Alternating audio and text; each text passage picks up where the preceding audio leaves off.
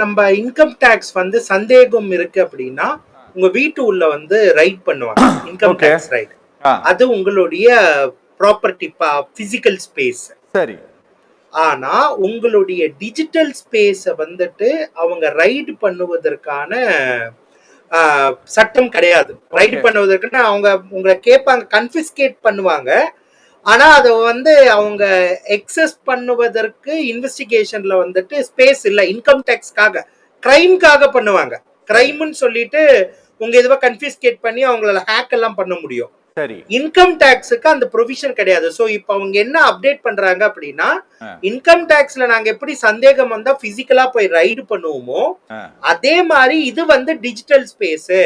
இப்ப வந்து crypto currency மாதிரியானதுலயும் முதலீடு பண்றாங்க. மியூச்சுவல் ஃபண்ட்ல இருந்து ஸ்டாக் மார்க்கெட் எல்லாமே ஆப்புகள் மூலமா முதலீடு பண்றாங்க. முன்ன மாதிரி டாக்குமெண்ட்ஸ் எல்லாமே டிஜிட்டலா கன்வெர்ட் பண்ணி வச்சுக்கிறாங்க. ஓகே. சோ டிஜிட்டல் டாக்குமெண்ட்ஸையும் நாங்க வந்து எக்ஸஸ் பண்ணி பார்க்கணும். ஏன்னா இப்ப இன்னைக்கு டிஜிட்டல் கோல்டு இருக்கு, கிரிப்டோ கரன்சி இருக்கு, எல்லாமே டிஜிட்டல் இன்வெஸ்ட்மெண்ட்ஸ் அதிகமாக்கி இருக்கிறதுனால இந்த இன்கம் டாக்ஸ் லாக்குள்ள வந்துட்டு டிஜிட்டல் ஸ்பேஸையும் உள்ள எடுத்துட்டு வரணும் அப்படிங்கறதா தான் நான் முதல்ல இந்த சட்ட திருத்தத்தை பார்க்கறேன். Okay okay okay.